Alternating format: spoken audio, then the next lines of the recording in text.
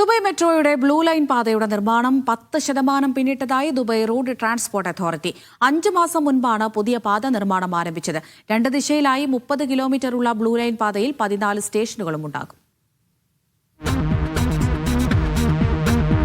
അതിവേഗത്തിലാണ് Dubai metro blue line നിർമ്മാണം പുരോഗമിക്കുന്നത്. അടുത്ത വർഷം അവസാനത്തോടെ 30% നിർമ്മാണം പൂർത്തിയാക്കുമെന്ന് RTA അധികൃതർ പറഞ്ഞു. ദുബായ് മെട്രോയ്ക്ക് 20 വയസ്സ് പൂർത്തിയാകുന്ന 2029 സെപ്റ്റംബർ 9 പുതിയ പാതയുടെ നിർമ്മാണവും പൂർത്തിയാകും. ദുബൈയിലെ പ്രധാന താമസ, അക്കാദമിക, സാമ്പത്തിക, ടൂറിസം ജില്ലകളെ ബന്ധിപ്പിക്കുന്നതാണ് ബ്ലൂ ലൈൻ മെട്രോ പാത.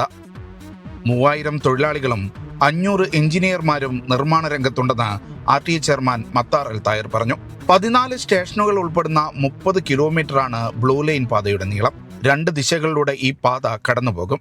ആദ്യത്തേത് ജദ്ദാഫിലെ ക്രീക്ക് ഇന്റർസെക്ഷൻ സ്റ്റേഷനിൽ നിന്ന് ആരംഭിച്ച് Dubai festival city, Dubai creek harbour, Ras Al Khor വ്യവസായ മേഖല വഴി ഇന്റർനാഷണൽ സിറ്റി 1-ലെത്തും. ഒരു ഭൂഗർഭ ഇന്റർചേഞ്ച് സ്റ്റേഷനും ഇതിലുണ്ടാകും. റാഷിദിയ സെൻട്രൽ പോയിന്റ് ഇന്റർചേഞ്ച് സ്റ്റേഷനിൽ നിന്നാണ് രണ്ടാമത്തെ റൂട്ട് ആരംഭിക്കുക. മിർദിഫ്, അൽവർക്ക എന്നിവിടങ്ങളിലൂടെ ഇന്റർനാഷണൽ സിറ്റിയിലെ ഇന്റർചേഞ്ച് സ്റ്റേഷനുമായി ഇതിനെ ബന്ധിപ്പിക്കും.